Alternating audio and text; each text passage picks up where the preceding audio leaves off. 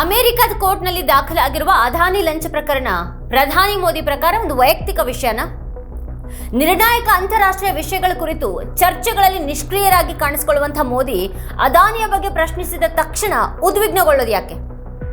ಭಾರತದ ವ್ಯಾಪಾರ ನೀತಿಗಳನ್ನ ಟ್ರಂಪ್ ಬಹಿರಂಗವಾಗಿ ಟೀಕೆ ಮಾಡುವಾಗ ಪ್ರಧಾನಿ ಮೋದಿ ಯಾಕೆ ಮೌನವಾಗಿರ್ತಾರೆ? ಭಾರತದ ಜಾಗತಿಕ ಪ್ರಭಾವ ಹೆಚ್ಚುತ್ತಾ ಇದ್ರೆ ಬ್ರಿಕ್ಸ್ ಸತ್ತಿದೆ ಅನ್ನುವಂಥ ಟ್ರಂಪ್ ಅವರ ಹೇಳಿಕೆಗೆ ಬಲವಾದ ಪ್ರಕ್ರಿಯೆ ಯಾಕಿಲ್ಲ?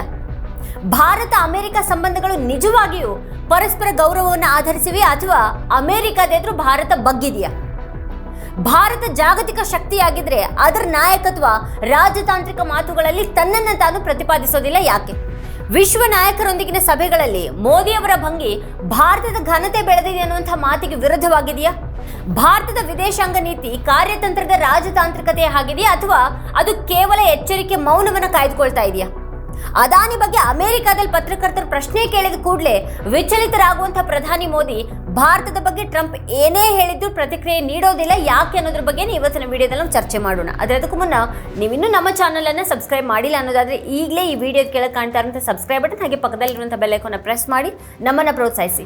ಈ ವಿಡಿಯೋನ ಮಿಸ್ ಮಾಡದೆ ಕೊನೆವರೆಗೂ ನೋಡಿ. ಹಾಗೆ ಟ್ರಂಪ್ ಭಾರತವನ್ನು ನಡೆಸ್ಕೊಳ್ತಾ ಇರೋದ್ರ ಬಗ್ಗೆ ನಿಮ್ಗೇನು ಅಭಿಪ್ರಾಯ ಇದೆ ಅದನ್ನು ಕೆಳಗಡೆ ಕಮೆಂಟ್ ಮಾಡಿ. ಹಾಗೆ ವಿಡಿಯೋದ ಲಿಂಕನ್ನು ನಿಮ್ಮೆಲ್ಲ ಬಂಧು ಮಿತ್ರರಿಗೆ ವಾಟ್ಸ್ಆ್ಯಪ್ ಮಾಡಿ. ಈಗ ವಿಷಯಕ್ಕೆ ಬರೋಣ. ಅಮೆರಿಕದಲ್ಲಿ ಬಹಳಷ್ಟು ಘಟನೆಗಳು ನಡೆದಿವೆ.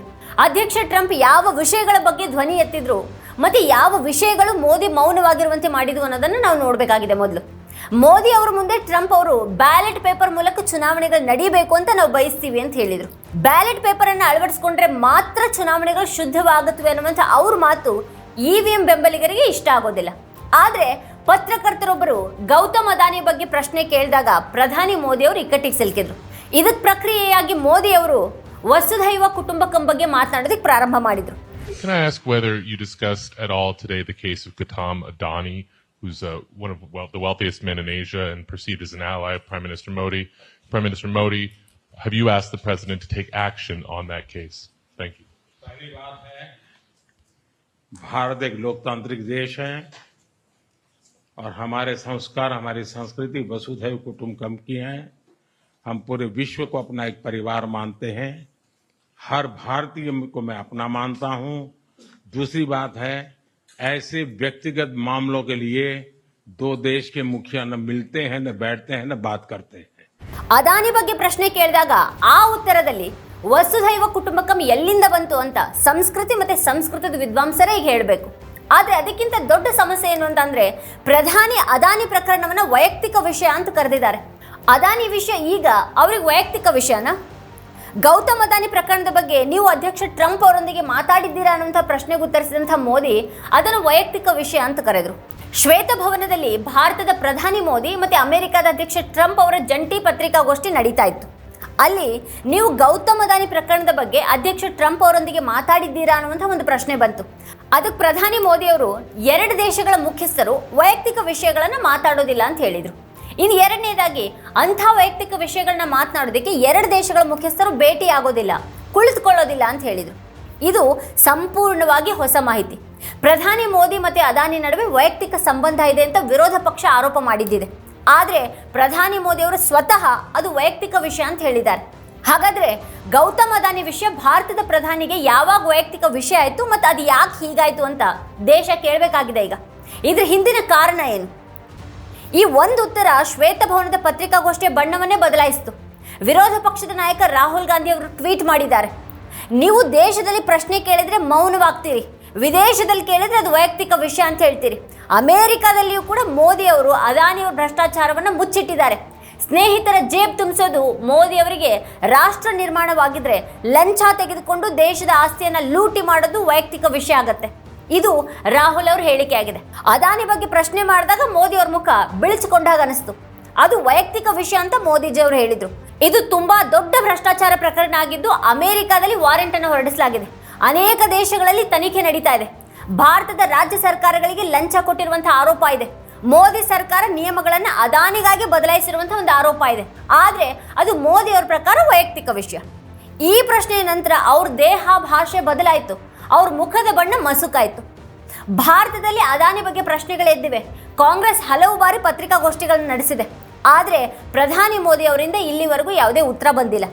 ಫೆಬ್ರವರಿ 12ರಂದು ಗಾರ್ಡಿಯನ್ ಪತ್ರಿಕೆಯಲ್ಲಿ ನವೀಕರಿಸಬಹುದಾದಂಥ ಇಂಧನ ಸ್ಥಾವರ ನಿರ್ಮಾಣ ಮಾಡೋದಕ್ಕೆ ಸಾಧ್ಯ ಆಗುವಂತೆ ಭಾರತ ಪಾಕಿಸ್ತಾನ ಗಡಿಯಲ್ಲಿ ರಾಷ್ಟ್ರೀಯ ಭದ್ರತಾ ನಿಯಮಗಳನ್ನು ಸಡಿಲಿಸಲಾಗಿದೆ ಅನ್ನುವಂಥ ಒಂದು ವರದಿ ಪ್ರಕಟ ಆಯಿತು. ಕಾವಡಾದಲ್ಲಿರುವ ಈ ಸ್ಥಾವರವನ್ನು ವಿಶ್ವದ ಅತಿ ದೊಡ್ಡ ನವೀಕರಿಸಬಹುದಾದಂಥ ಇಂಧನ ಸ್ಥಾವರ ಅಂತ ಹೇಳಲಾಗುತ್ತೆ. ಈ ವಿಷಯವಾಗಿ ಮೋದಿ ಸರ್ಕಾರದಿಂದ ಯಾವುದೇ ಒಂದು ಉತ್ತರ ಬರಲಿಲ್ಲ. ಲೋಕಸಭಾ ಚುನಾವಣೆಯ ಸಂದರ್ಭ ಪ್ರಧಾನಿ ಮೋದಿ ಹಲವಾರು ಸಂದರ್ಶನಗಳನ್ನು ನೀಡಿದರು. ಆದರೆ ಯಾರು ಅವರಿಗೆ ಅದಾನಿಯ ಬಗ್ಗೆ ಸ್ಪಷ್ಟವಾದಂಥ ಪ್ರಶ್ನೆಯನ್ನು ಕೇಳಲಿಲ್ಲ. ಭಾರತದಲ್ಲಿ ಅದಾನಿಯ ಬಗ್ಗೆ ಎತ್ತಲಾದಂಥ ಎಲ್ಲ ಪ್ರಶ್ನೆಗಳನ್ನು ಮುಚ್ಚಿಡಲಾಗಿದೆ. ಆದರೆ ಅಮೆರಿಕದ ಪತ್ರಕರ್ತರೊಬ್ಬರು ಅಮೆರಿಕದ ಅಧ್ಯಕ್ಷರ ಮುಂದೆನೇ ಈ ಒಂದು ಪ್ರಶ್ನೆಗಳನ್ನು ಕೇಳಿದರು. ಉತ್ತರ ನೀಡುವಾಗ ಮೋದಿಯವರು ಕೋಪಗೊಂಡರು. ಭಾರತ ಪ್ರಜಾಪ್ರಭುತ್ವ ರಾಷ್ಟ್ರವಾಗಿದೆ ಮತ್ತು ನಮ್ಮ ಮೌಲ್ಯಗಳು, ನಮ್ಮ ಸಂಸ್ಕೃತಿ, ವಸುಧೈವ ಕುಟುಂಬಕಂ, ನಾವು ಇಡೀ ಜಗತ್ತನ್ನು ನಮ್ಮ ಕುಟುಂಬ ಅಂತ ಪರಿಗಣಿಸ್ತೀವಿ, ಪ್ರತಿಯೊಬ್ಬ ಭಾರತೀಯನನ್ನ ನನ್ನವನು ಅಂತ ನಾನು ಪರಿಗಣಿಸ್ತೀನಿ ಅಂತ ಹೇಳಿದರು. ಎರಡನೇದಾಗಿ ವೈಯಕ್ತಿಕ ವಿಷಯಗಳಿಗೆ ಎರಡು ದೇಶಗಳ ಮುಖ್ಯಸ್ಥರು ಭೇಟಿಯಾಗೋದಿಲ್ಲ, ಕುಳಿತುಕೊಳ್ಳೋದಿಲ್ಲ, ಮಾತನಾಡೋದಿಲ್ಲ ಅಂತ ಹೇಳಿದರು. ಒಂದು ಪ್ರಶ್ನೆ ಅವರ ಸಭ್ಯತೆಯನ್ನು ಹಿಂದಕ್ಕೆ ತಳ್ಳಿತು ಮತ್ತೆ ಅವರು ಆಕ್ರಮಣಕಾರಿಯಾಗಿ ಕಾಣೋದಕ್ಕೆ ಪ್ರಾರಂಭಿಸಿದರು. ಭಾರತದಲ್ಲಿ ಅಂತಹ ಸುದ್ದಿಗೋಷ್ಠಿ ಏನಾದರೂ ನಡೆದಿದ್ರೆ ಏನೇನಾಗಿರ್ತಿತ್ತು? ಮೋದಿ ಅವರ ಬಳಿ ಅನೇಕ ಪ್ರಶ್ನೆಗಳಿಗೆ ನೇರ ಉತ್ತರಗಳಿಲ್ಲದ ಕಾರಣ ಸುದ್ದಿಗೋಷ್ಠಿಯನ್ನೇ ನಡೆಸೋದಿಲ್ಲ. ಕೆಲವೊಮ್ಮೆ ಒಬ್ಬ ಕಲಾವಿದ ಅವ್ರ ಸಂದರ್ಶನಕ್ಕಾಗಿ ಬರ್ತಾನೆ, ಕೆಲವೊಮ್ಮೆ ಪಾಡ್ಕಾಸ್ಟ್ಗಳನ್ನು ಮಾಡುವಂಥ ಉದ್ಯಮಿಯನ್ನು ಕರೆಯಲಾಗುತ್ತೆ. ಶೇರ್ ಮಾರುಕಟ್ಟೆಯಲ್ಲಿ ಹೂಡಿಕೆ ಮಾಡೋದಕ್ಕೆ ನೆರವಾಗುವಂಥ ಆ್ಯಪ್ ಅನ್ನು ನಡೆಸುವಂಥ ಉದ್ಯಮಿ ನಿಖಿಲ್ ಕಾಮತ್ಗೆ ಗೌತಮ್ ಅದಾನಿ ಬಗ್ಗೆ ಪ್ರಶ್ನೆಗಳನ್ನು ಕೇಳುವಂಥ ಧೈರ್ಯ ಇಲ್ಲ. ಅವರು ಪ್ರಮುಖ ಪ್ರಶ್ನೆಗಳನ್ನು ಕೇಳೋದಕ್ಕೆ ಸಾಧ್ಯನೇ ಇಲ್ಲ. ಗೌತಮ್ ಅದಾನಿಯ ಬಗ್ಗೆ ಅಮೆರಿಕದಲ್ಲಿ ಪ್ರಕರಣ ನಡೀತಾ ಇದೆ. ಅವ್ರಿಗೆ ಸಂಬಂಧಪಟ್ಟಂಥ ಪ್ರಶ್ನೆಗಳು ಬರಬಹುದು ಅಂತ ಪ್ರಧಾನಿ ಮೋದಿ ಅವರಿಗೆ ತಿಳಿದಿದ್ದಿರಬಹುದು. ಹಾಗಾದ್ರೆ ಈ ಉತ್ತರಕ್ಕಾಗಿ ಇದಕ್ಕಿಂತ ಉತ್ತಮವಾದಂಥ ಸಿದ್ಧತೆಗಳನ್ನು ಮಾಡ್ಕೊಳ್ಳೋದಕ್ಕೆ ಸಾಧ್ಯ ಆಗಲಿಲ್ವಾ? ಈ ಪ್ರಶ್ನೆಗೆ ಉತ್ತರದಲ್ಲಿ ವಸುಧೈವ ಕುಟುಂಬಕಂ ಎಲ್ಲಿಂದ ಬಂತಿದು? ಇಂಥದೊಂದು ಪ್ರಶ್ನೆಗೆ ಉತ್ತರಕ್ಕಾಗಿ ಯಾವುದೇ ಒಂದು ಸಿದ್ಧತೆ ಇರಲಿಲ್ಲ. ವಿದೇಶಾಂಗ ಸಚಿವಾಲಯ ಅದಕ್ಕೆ ಸಿದ್ಧತೆಯನ್ನು ಮಾಡಿಕೊಂಡಿದ್ರೆ ಒಂದು ಉತ್ತಮ ಉತ್ತರನಾದರೂ ಬರ್ತಿತ್ತು. ಆದರೆ ಮೋದಿ ಅವರು ವಸುಧೈವ ಕುಟುಂಬಕಂ ಬದಲಿಗೆ ಬೇರೆ ಏನಾದರೂ ಹೇಳ್ಬೋದಿತ್ತಾ? भारत एक लोकतांत्रिक देश है और हमारे संस्कार, हमारी संस्कृति वसुधैव कुटुंबकम की है. हम पूरे विश्व को अपना एक परिवार मानते हैं. ಅಮೆರಿಕದಲ್ಲಿ ಮತ್ತೆ ಭಾರತದಲ್ಲಿ ಕಾನೂನು ಪ್ರಕ್ರಿಯೆಗಳು ಸಮಯವನ್ನು ತೆಗೆದುಕೊಳ್ಳುತ್ತವೆ ಅಂತಾನು, ವಿಷಯ ನ್ಯಾಯಾಲಯದಲ್ಲಿ ಇರೋದ್ರಿಂದ ಮಾತನಾಡೋದು ಸೂಕ್ತವಲ್ಲ ಅಂತಾನು ಹೇಳ್ಬಹುದಾಗಿತ್ತು ಅವರು. ಆದರೆ ಅಮೆರಿಕದಲ್ಲಿ ತನಿಖೆ ಆಗ್ತಾ ಇರುವಂಥ ಪ್ರಕರಣಗಳಿಗೆ ಸಂಬಂಧಪಟ್ಟ ಹಾಗೆ ಭಾರತದಲ್ಲಿ ಅವ್ರ ವಿರುದ್ಧ ಯಾಕೆ ಕ್ರಮವನ್ನು ಕೈಗೊಳ್ಳಲಾಗ್ತಾ ಇಲ್ಲ ಅನ್ನುವಂಥ ಪ್ರಶ್ನೆನ ಕೇಳಲಾಗ್ತಾ ಇತ್ತು. ಅವರು ಕಾನೂನು ಪ್ರಕ್ರಿಯೆ ಬಗ್ಗೆ ಉತ್ತರ ನೀಡಿದ್ರೆ ಅದು ದೊಡ್ಡ ಸುದ್ದಿ ಆಗ್ತಾ ಇತ್ತು. ಮೋದಿ ಅಮೆರಿಕ ಪ್ರವಾಸಕ್ಕೂ ಮುಂಚೆ ಟ್ರಂಪ್ ವಿದೇಶಿ ಭ್ರಷ್ಟಾಚಾರ ಪದ್ಧತಿ ಕಾಯ್ದೆ 1977 ಅಡಿಯಲ್ಲಿ ಎಲ್ಲ ಮೊಕದ್ದಮೆಗಳನ್ನು ತಾತ್ಕಾಲಿಕವಾಗಿ ತಡೆ ಹಿಡಿದಿದ್ದಾರೆ ಅನ್ನುವಂಥ ಒಂದು ಸುದ್ದಿ ಬಂತು. ಅದು ಅದಾನಿ ಗ್ರೂಪ್ ವಿರುದ್ಧ ನಡೀತಾ ಇರುವಂಥ ಪ್ರಕರಣದ ಮೇಲೆ ಸ್ವಲ್ಪ ಪರಿಣಾಮ ಬೀರುತ್ತೆ, ಅವ್ರಿಗೆ ಪರಿಹಾರ ಸಿಗಬಹುದು ಅಂತ ಭಾರತದಲ್ಲಿ ಮಾಧ್ಯಮಗಳು ಪ್ರಕಟಿಸೋದಕ್ಕೆ ಪ್ರಾರಂಭ ಮಾಡಿದ್ರು. ಪತ್ರಿಕಾಗೋಷ್ಠಿಯಲ್ಲಿ ಟ್ರಂಪ್ ಇದ್ರ ಬಗ್ಗೆ ಏನನ್ನೂ ಹೇಳಲಿಲ್ಲ. ಬದಲಿಗೆ ಅವರು ಮೋದಿಗೆ ಕೇಳಿದಂಥ ಕೆಲವು ಪ್ರಶ್ನೆಗಳಿಗೆ ಉತ್ತರಿಸಿದರು. ಆದರೆ ಅದಾನಿ ಕುರಿತ ಪ್ರಶ್ನೆಯನ್ನು ಮೋದಿಗೇನೆ ಬಿಟ್ಟುಬಿಟ್ರು. ಟ್ರಂಪ್ ಮುಂದೆ ಬಂದು ನಾನು ಆದೇಶವನ್ನು ಅಂಗೀಕರಿಸಿದ್ದೇನೆ ಅಂತ ಹೇಳಲಿಲ್ಲ. ಅದು ಅದಾನಿ ಗ್ರೂಪ್ಗೆ ಪರಿಹಾರ ನೀಡುತ್ತೆ ಅಂತಾನೆ ಅವರು ಹೊಸ ಆದೇಶದ ಅದೇ ವಿಶ್ಲೇಷಣೆಯನ್ನು ಭಾರತದಲ್ಲಿ ಪ್ರಕಟಿಸಲಾಗ್ತಾ ಇದೆ. FCPA ಮೇಲಿನ ನಿಷೇಧ ಅದಾನಿ ಪ್ರಕರಣದಲ್ಲಿ ಪ್ರಯೋಜನವನ್ನು ನೀಡುತ್ತೆ. ಯಾಕಂತಂದರೆ ಅದನ್ನು 180 ದಿನಗಳವರೆಗೆ ನಿಷೇಧಿಸಲಾಗಿದೆ. ಆದರೆ ಅದಾನಿ ಪ್ರಕರಣ ನ್ಯಾಯಾಲಯದಲ್ಲಿದೆ. ನ್ಯಾಯಾಲಯ ಕ್ರಮವನ್ನು ಕೈಗೊಂಡಿದೆ. ನ್ಯೂಯಾರ್ಕ್ ನ್ಯಾಯಾಲಯದಲ್ಲಿ ಅದಾನಿ ಈ ಗುಂಪು ಮತ್ತು ಇತರರು ಭಾರತೀಯ ಅಧಿಕಾರಿಗಳಿಗೆ ಅದಾನಿ ಗ್ರೂಪ್ ಲಂಚ ನೀಡುವ ಮೂಲಕ ಸೌರಶಕ್ತಿ ಡೀಲ್ ಪಡೆದಿದೆ. ಇದು ಅಮೆರಿಕನ್ ಹೂಡಿಕೆದಾರರ ಹಿತಾಸಕ್ತಿಗಳಿಗೆ ಹಾನಿ ಮಾಡಿದೆ ಅಂತಲೇ ಆರೋಪ ಮಾಡಲಾಗಿದೆ. ಗೌತಮ್ ಅದಾನಿ ಮತ್ತು ಅವ್ರ ಸೋದರಳಿಯನ ಮೇಲೆಯೂ ಕೂಡ ವೈಯಕ್ತಿಕ ವಂಚನೆಯ ಒಂದು ಆರೋಪ ಹೊರಿಸಲಾಗಿದೆ. ಕಳೆದ ವರ್ಷ ನವೆಂಬರ್ನಲ್ಲಿ ಈ ಒಂದು ಸುದ್ದಿ ಬಂದಾಗ ವಿರೋಧ ಪಕ್ಷಗಳು ಹಲವಾರು ಪ್ರಶ್ನೆಗಳನ್ನು ಎತ್ತಿದ್ವು. ಪ್ರಧಾನಿ ಮೋದಿ ಅವರು ಅಮೆರಿಕದಲ್ಲಿ 2 ದೇಶಗಳ ಮುಖ್ಯಸ್ಥರು ವೈಯಕ್ತಿಕ ವಿಷಯಗಳಲ್ಲಿ ಮಾತನಾಡೋದಿಲ್ಲ ಅಂತ ಹೇಳಿರಬಹುದು. ಶ್ರೀಲಂಕಾದಲ್ಲಿ $440 ಮಿಲಿಯನ್ ಪವನ್ ವಿದ್ಯುತ್ ಯೋಜನೆಯನ್ನ ಅದಾನಿಗೆ ನೀಡುವಂತೆ ಮೋದಿಜಿ ಮಾಜಿ ಅಧ್ಯಕ್ಷ ರಾಜಪಕ್ಸೆ ಅವರ ಮೇಲೆ ಒತ್ತಡವನ್ನು ಹೇರಿದ್ದಾರೆ ಅಂತ ಅಲ್ಲಿನ ಹಿಂದಿನ ಸರ್ಕಾರ ಆರೋಪ ಮಾಡಿದೆ. ಆರೋಪ ಮಾಡಿದವರು ಶ್ರೀಲಂಕಾದ ವಿದ್ಯುತ್ ಮಂಡಳಿಯ ಅಧ್ಯಕ್ಷರಾಗಿದ್ದರು ಮತ್ತು ಅವರು ಸಂಸದೀಯ ಸಮಿತಿಯ ಮುಂದೆ ಅದನ್ನು ಹೇಳಿದ್ದಾರೆ.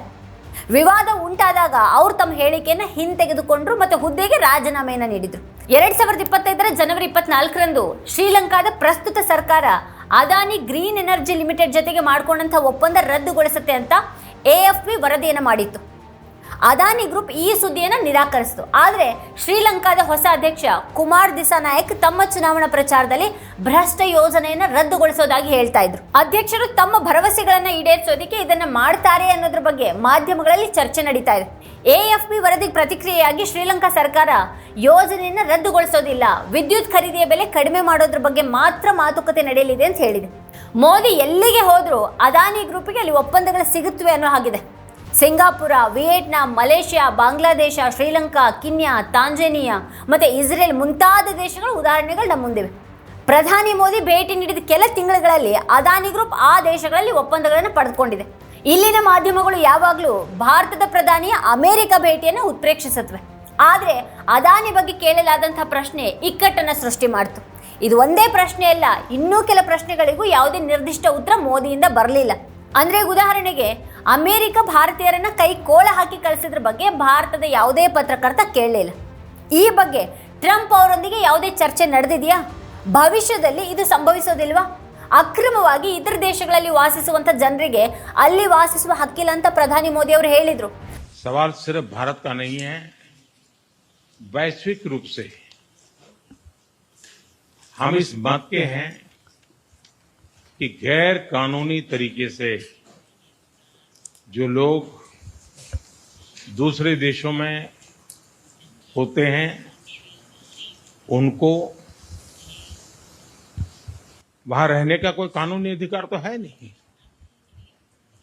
जहां तक भारत और अमेरिका का सवाल है, हमने हमेशा कहा है कि जो वेरीफाइड होगा, कि जो सच्चे अर्थ में भारत का ही नागरिक होगा, वो अगर अमेरिका में गैर कानूनी तरीके से रहता है तो उसको वापस लेने के लिए भारत तैयार है. ಆದ್ರೆ ಈಗ ಪ್ರಶ್ನೆ ಇದಾಗಿರಲಿಲ್ಲ, ಅವರನ್ನ ಕೈಕೋಳ ಮತ್ತೆ ಸಂಕೋಲೆಗಳಲ್ಲಿ ಕಳುಹಿಸಲಾಗ್ತಾ ಇರುವಂತಹ ರೀತಿ ಸರಿಯಾಗಿದೆಯಾ ಅನ್ನೋದು ಪ್ರಶ್ನೆ ಆಗಿತ್ತು. ಕೊಲಂಬಿಯಾ ಮತ್ತೆ ಮೆಕ್ಸಿಕೋದ ಅಧ್ಯಕ್ಷರು ಕೈಕೋಳದಲ್ಲಿ ಕಳಿಸೋದನ್ನ ವಿರೋಧ ಮಾಡಿದ್ರು. ಪ್ರಧಾನಿ ಮೋದಿ ಮಾತುಕತೆಯ ಸಮಯದಲ್ಲಿ ಈ ವಿಷಯವನ್ನ ಎತ್ತಿದಾರೋ ಇಲ್ವೋ ಅನ್ನೋದು ಸ್ಪಷ್ಟವಾಗಿಲ್ಲ. ಈ ಪ್ರಶ್ನೆ ಅಂತೂ ಬಂತು. ಆದರೆ ಅದರ ಉತ್ತರದಲ್ಲಿಯೂ ಸಹ ನಾಗರಿಕರನ್ನ ಕೈಕೋಳದಲ್ಲಿ ಕಳಿಸಬಾರದು ಅಥವಾ ಭಾರತ ಅವರನ್ನ ಗೌರವದಿಂದ ಸ್ವೀಕರಿಸುತ್ತಾ ಅಂತ ಪ್ರಧಾನಿ ಮೋದಿ ಅವರು ಹೇಳಲಿಲ್ಲ. ಈಗ ಫೆಬ್ರವರಿ 15 ಮತ್ತು 16 ಅಮೆರಿಕದ ವಿಮಾನಗಳು ಮತ್ತಷ್ಟು ಭಾರತೀಯರೊಂದಿಗೆ ಅಮೃತಸರಕ್ಕೆ ಬರಲಿವೆ ಅನ್ನುವಂಥ ಸುದ್ದಿ ಬರ್ತಾ ಇದೆ. ಪ್ರಧಾನಿಯವರ ಭೇಟಿಯ ನಂತರ ಕೈಕೋಳ ಮತ್ತು ಸಂಕೋಲೆಗಳ ಬಳಕೆಯನ್ನು ನಿಲ್ಲಿಸಲಾಗಿದೆಯಾ ಅಥವಾ ಅಮೆರಿಕಕ್ಕೆ ಯಾವುದೇ ಪರಿಣಾಮ ಬೀರಿಲ್ವಾ ಅನ್ನೋದು ಆಗ ಮಾತ್ರ ತಿಳಿಯಲಿದೆ. ಬಡ ಜನರನ್ನು ಆಕರ್ಷಿಸಿ ಅಮೆರಿಕ ಕಳಿಸ್ತಾ ಇರುವಂತಹ ನೆಟ್ವರ್ಕ್ ವ್ಯವಸ್ಥೆಯನ್ನು ಇನ್ನೂ ಕೆಡದಿರೋದು ಯಾರ ಜವಾಬ್ದಾರಿ? ಗುಜರಾತ್ನಿಂದ ಇಷ್ಟೊಂದು ದೊಡ್ಡ ಸಂಖ್ಯೆಯ ಜನರು ಅಮೆರಿಕಕ್ಕೆ ಯಾಕೆ ಹೋಗ್ತಾ ಇದ್ದಾರೆ? ಬಿಜೆಪಿಯಲ್ಲಿ 26 ವರ್ಷಗಳಿಂದ ಅಧಿಕಾರದಲ್ಲಿದೆ. ಗುಜರಾತ್ನಲ್ಲಿ ಈ ವ್ಯವಸ್ಥೆ ಹೇಗೆ ಅಸ್ತಿತ್ವಕ್ಕೆ ಬಂತು? ಬೈಡನ್ ಅಕ್ರಮವಾಗಿ ವಾಸಿಸ್ತಾ ಇರುವಂತಹ ಭಾರತೀಯರನ್ನು ವಾಪಸ್ ಕಳಿಸ್ತಾ ಇದ್ರು. ಹಾಗಾದ್ರೆ ಮೋದಿ ಸರ್ಕಾರ ವ್ಯವಸ್ಥೆಯನ್ನು ಯಾಕೆ ನಾಶಪಡಿಸಲಿಲ್ಲ? ಟ್ರಂಪ್ ಈ ಕ್ರಮ ಕೈಗೊಂಡ ನಂತರನೇ ಅದು ಯಾಕೆ ನೆನಪಿಗೆ ಬರ್ತಾ ಇದೆ? ಕೈಕೋಳ ಮತ್ತೆ ಸಂಕೋಲೆಯಲ್ಲಿ ಕಳುಹಿಸಲ್ಪಟ್ಟವರಲ್ಲಿ 33 ಜನರು ಗುಜರಾತ್ನವರೇ ಆಗಿದ್ದಾರೆ. ಮೋದಿ ಪ್ರಧಾನಿಯಾಗಿ 10 ವರ್ಷಗಳ ಅವಧಿಯಲ್ಲಿ ಅದು ಹೇಗೆ ಹೆಚ್ಚಾಯಿತು ಮತ್ತೆ ಅದು ಯಾಕೆ ನಿಲ್ಲಲಿಲ್ಲ ಅನ್ನೋದನ್ನ ವಿವರಿಸಬೇಕಾಗಿದೆ. ಲಕ್ಷಗಟ್ಟಲೆ ಭಾರತೀಯರು ದಾಖಲೆಗಳಿಲ್ಲದೆ ಅಮೆರಿಕದಲ್ಲಿ ವಾಸ ಮಾಡ್ತಾ ಇದ್ದಾರೆ ಅನ್ನುವಂಥ ಮಾಹಿತಿಯನ್ನು ಬಹಳ ಹಿಂದಿನಿಂದಲೂ ಪ್ರಕಟಿಸಲಾಗಿದೆ. ಹಾಗಾದ್ರೆ ಯಾಕೆ ಕ್ರಮವನ್ನು ಕೈಗೊಳ್ಳಲಾಗಲಿಲ್ಲ? ಪ್ರಶ್ನೆ ಏನು ಅಂತ ಅಂದ್ರೆ, ಸುದ್ದಿಗೋಷ್ಠಿಯಲ್ಲಿ ಟ್ರಂಪ್ ಭಾರತ ಸುಂಕ ವಿಧಿಸಿದ್ರೆ ನಾವು ಅದನ್ನು ವಿಧಿಸಿದ್ದೀವಿ ಅಂತ ಹೇಳ್ತಾನೆ ಇದ್ರು. ಭಾರತ ಬ್ರಿಕ್ಸ್ ಸದಸ್ಯ ರಾಷ್ಟ್ರ, ಬ್ರಿಕ್ಸ್ ಅನ್ನ ತಪ್ಪು ಉದ್ದೇಶದಿಂದ ರಚನೆ ಮಾಡಲಾಗಿದೆ ಅಂತ ಟ್ರಂಪ್ ಅವರು ಹೇಳ್ತಾ ಇದ್ದಾರೆ. ಡಾಲರ್ನೊಂದಿಗೆ ಆಟವಾಡೋದಕ್ಕೆ ಪ್ರಯತ್ನ ಪಟ್ಟರೆ ತಕ್ಷಣವೇ ಅವ್ರ ಮೇಲೆ 100% ಸುಂಕವನ್ನು ವಿಧಿಸಲಾಗುತ್ತೆ ಅಂತ ಹೇಳಿದ್ದಾರೆ. ನಾನು ಬ್ರಿಕ್ಸ್ ಬಗ್ಗೆ ಹೇಳಿಕೆ ನೀಡಿದಾಗಿನಿಂದ ಅದು ಸತ್ತಿದೆ ಅಂತ ಟ್ರಂಪ್ ಹೇಳಿದ್ದಾರೆ. ಆದರೆ ಬ್ರಿಕ್ಸ್ ಸತ್ತಿಲ್ಲ ಅನ್ನುವಂಥ ಒಂದೇ ಒಂದು ಮಾತು ಮೋದಿ ಅವರಿಂದ ಬರಲಿಲ್ಲ. ಈ ಸುದ್ದಿಗೋಷ್ಠಿಯಲ್ಲಿ ಪ್ರಧಾನಿ ಮೋದಿ ತಮ್ಮ ದೃಢತೆಯನ್ನು ತೋರಿಸೋದಕ್ಕೆ ಸಾಧ್ಯ ಆಯ್ತಾ? ಭಾರತದ ಪ್ರಧಾನಿ ಮೋದಿ ಅವರು ಮುಂದೆ ಟ್ರಂಪ್ ಭಾರತದ ವಿಷಯದಲ್ಲಿ ವಂಚನೆ, ವ್ಯರ್ಥ ಹಾಗೆ ನಿಂದನೆ ಅಂತ ಪದಗಳನ್ನು ಬಳಸ್ತಾ ಇದ್ರು ಅಂತ कांग्रेस वक्तारे सुप्रिया श्रीनेत और ಹೇಳಿದ್ದಾರೆ. नरेंद्र मोदी अमेरिका गए हुए हैं, वो इस देश के प्रधानमंत्री हैं और हमारे देश के प्रधानमंत्री को अपने बगल में खड़ा करके अमेरिकी राष्ट्रपति न सिर्फ रेसिप्रोकल टैरिफ लगाने के लिए धमका रहे थे, बल्कि हमारे देश के लिए फ्रॉड, अब्यूज और वेस्ट जैसे शब्दों का भी प्रयोग कर रहे थे. यही नहीं, भारत ब्रिक्स का हिस्सा है और उनका कहना था कि ब्रिक्स के देश थर थर कांप रहे हैं, अमेरिका इसके बाद क्या करेगा. नरेंद्र मोदी अमेरिका की धरती पर है और इस तरह का बर्ताव नाकाबिले बर्दाश्त है और जब अडानी पर सवाल पूछा गया तो मानो मोदी जी के चेहरे से रंग ही उड़ गया। मोदी जी का कहना था कि ये जो है ये व्यक्तिगत मामला है, इतना बड़ा भ्रष्टाचार का मामला जिसमें अमेरिका में वारंट इशूड है, जहां तमाम देशों में जांच चल रही है, वो मोदी जी के लिए व्यक्तिगत मामला है। और उसके बाद तो जो उनकी बॉडी लैंग्वेज बदली, चेहरे का रंग उतरा, जिस तरह से वो हाथ नचा नचा कर बात करने लगे, बॉडी लैंग्वेज एक्सपर्ट बताए ना इसके बारे में क्या कहा जाए। असलियत यह है कि अमेरिका के राष्ट्रपति ने हमारे देश का अपमान किया है, नरेंद्र मोदी जी का अपमान किया, और मोदी जी कुछ नहीं कह पाए। भक्तों के विश्वगुरु की पोल खुल चुकी है। ये चले थे वॉर रुकवाने, अरे 2 शब्द तो देश के लिए बोल दिए होते। ಪ್ರಧಾನಿ ಪ್ರತೀಕಾರ ತೀರಿಸಬೇಕಾಗಿತ್ತಲ್ವಾ? ಮೋದಿ ಅಮೆರಿಕಕ್ಕೆ ಹೋಗಿದ್ದಾರೆ. ಅವರು ಈ ದೇಶದ ಪ್ರಧಾನಿ ಮತ್ತೆ ನಮ್ಮ ದೇಶದ ಪ್ರಧಾನಿಯನ್ನ ತಮ್ಮ ಪಕ್ಕದಲ್ಲಿ ನಿಲ್ಲಿಸಿಕೊಂಡು ಅಮೆರಿಕದ ಅಧ್ಯಕ್ಷರು ನಮ್ಮ ದೇಶಕ್ಕೆ ವಂಚನೆ, ನಿಂದನೆ ಮತ್ತೆ ವ್ಯರ್ಥ ಮುಂತಾದ ಪದಗಳನ್ನು ಬಳಸ್ತಾ ಇದ್ರು. ಇದಲ್ಲದೆ ಭಾರತ ಬ್ರಿಕ್ಸ್ನ ಭಾಗವಾಗಿದೆ ಮತ್ತೆ ಬ್ರಿಕ್ಸ್ ದೇಶಗಳು ನಡುತ್ತಾ ಇವೆ ಅಂತ ಟ್ರಂಪ್ ಹೇಳ್ತಾ ಇದ್ರು. ನಮ್ಮ ಜನರ ಮೇಲೆ ವಿಧಿಸಲಾದಂಥ ಕ್ರೂರ ಚಿತ್ರಹಿಂಸೆ ಮತ್ತೆ ಈ ದೇಶಕ್ಕೆ ಮಾಡಿದಂಥ ಅವಮಾನದ ಬಗ್ಗೆ ಒಂದೇ ಒಂದು ಮಾತನ್ನು ಕೂಡ ಮೋದಿ ಅವರು ಹೇಳಲಿಲ್ಲ. ಅಷ್ಟೇ ಅಲ್ಲ, ಅಮೆರಿಕ ತನ್ನ ನೆಲದಿಂದ ನಡೆಸ್ತಾ ಇರುವಂಥ ಭಾರತ ವಿರೋಧಿ ಚಟುವಟಿಕೆಗಳನ್ನು ನಿಯಂತ್ರಿಸುತ್ತಾ ಖಲಿಸ್ತಾನ್ ಬೆಂಬಲಿಗರನ್ನು ನಿಯಂತ್ರಣ ಮಾಡುತ್ತಾ ಅಂತ ವರದಿಗಾರರು ಟ್ರಂಪ್ ಅವರನ್ನು ಕೇಳಿದಾಗ ಟ್ರಂಪ್ ಅದನ್ನು ನಿರ್ಲಕ್ಷಿಸಿ ನೀವು ಏನು ಹೇಳ್ತಾ ಇದ್ದೀರಿ ಅಂತ ನನಗೆ ಅರ್ಥ ಆಗ್ತಾ ಇಲ್ಲ ಅಂತ ಹೇಳಿದರು. India will naturally welcome your decision to extradite Thakur Rana to India back home. In that context, I would like to ask you a question about, in last few years, we have seen several groups in the US raising anti-India voice, calling about separation, terrorism activities in India. Do you think that should continue here in the US as well? You're going to have to go louder. Mr. President, people in India would be welcoming your decision to extradite Thakur Rana to... I can't understand a word he's saying. It's not it's just the accent. It's a little bit tough for me to hear that. Can I try again? How about you, please? Go ahead back there. ಪ್ರಧಾನಿ ಮೋದಿ ಈ ವಿಷಯದ ಬಗ್ಗೆ ಅಮೆರಿಕದೊಂದಿಗೆ ಮಾತನಾಡಿದ್ದಾರಾ, ಅವರು ಯಾವುದೇ ಒಂದು ಚರ್ಚೆಯನ್ನು ನಡೆಸಿದ್ದಾರಾ ಅನ್ನೋದ್ರ ಬಗ್ಗೆ ತಿಳಿಬೇಕಾಗಿದೆ. ಖಲಿಸ್ತಾನ್ ವಿಷಯದ ಬಗ್ಗೆ 2 ಬಾರಿ ಕೇಳಿದ ನಂತರ ಕೂಡ ಟ್ರಂಪ್ ಅವರು ಉತ್ತರ ನೀಡಲಿಲ್ಲ. ಇಂಡಿಯಾ ಟುಡೇ ಪತ್ರಕರ್ತೆ ಗೀತಾ ಮೋಹನ್ ಅದೇ ಪ್ರಶ್ನೆಯನ್ನು 3ನೇ ಬಾರಿಗೆ ಕೇಳಿದಾಗ ಟ್ರಂಪ್ ಭಾರತ ಮತ್ತು ಅಮೆರಿಕದ ನಡುವೆ ಸಂಬಂಧಗಳ ಬಗ್ಗೆ ಮಾತನಾಡೋದಕ್ಕೆ ಪ್ರಾರಂಭ ಮಾಡಿದರು. ಅದೊಂದು ರೀತಿಯಲ್ಲಿ ಅದಾನಿ ಕುರಿತ ಪ್ರಶ್ನೆಗೆ ವಸುಧೈವ ಕುಟುಂಬಕಂ ಅಂತ ಮೋದಿ ಅವರು ಹೇಳ್ತೊಡಗಿದ ಹಾಗೇನೇ ಇತ್ತು. ರಾಜತಾಂತ್ರಿಕತೆ ಅನ್ನೋದು ಪ್ರಾಸಬದ್ಧತೆಯಿಂದ ರೂಪುಗೊಳ್ಳೋದಿಲ್ಲ. ಮೇಕ್ ಅಮೆರಿಕಾ ಗ್ರೇಟ್ ಅಗೇನ್ ಪ್ರಾಸದಲ್ಲಿ ನೀವು ಮೇಕ್ ಇಂಡಿಯಾ ಗ್ರೇಟ್ ಅಗೇನ್ ಅಂತ ಹೇಳ್ಬೋದು. ಈ ಮಿಗ ಪ್ರಾಸದ ಕಸರತ್ತುಗಳನ್ನು ಮಾಡ್ತಾನೆ ಇರಬಹುದು. ಆದರೆ ನಿಜವಾಗಿ ಉತ್ತರ ಬೇಕಾಗಿದ್ದಂಥ ಪ್ರಶ್ನೆಗಳಿಗೆ ಉತ್ತರ ಸಿಗದೇ ಹೋಗುತ್ತೆ ಅನ್ನೋದಾದರೆ ಈ ಶಬ್ದದ ಆಟ ಆದರೂ ಯಾಕೆ ಬೇಕು? ಇದೆ ಈ ಹೊತ್ತಿನ ಸ್ಪೆಷಲ್. ನೋಡ್ತಾ ಇರಿ ವಾರ್ತಾ ಭಾರತಿ. ನೀವಿನ್ನು ವಾರ್ತಾ ಭಾರತಿ ಯೂಟ್ಯೂಬ್ ಚಾನಲನ್ನು ಸಬ್ಸ್ಕ್ರೈಬ್ ಮಾಡಿಲ್ಲ ಅನ್ನೋದಾದರೆ ಈ ಕೂಡಲೇ ಸಬ್ಸ್ಕ್ರೈಬ್ ಮಾಡಿ, ಹಾಗೆ ಪಕ್ಕದಲ್ಲಿರುವಂಥ ಬೆಲ್ ಐಕಾನ್ನ ಪ್ರೆಸ್ ಮಾಡಿ ನಮ್ಮನ್ನು ಬೆಂಬಲಿಸಿ.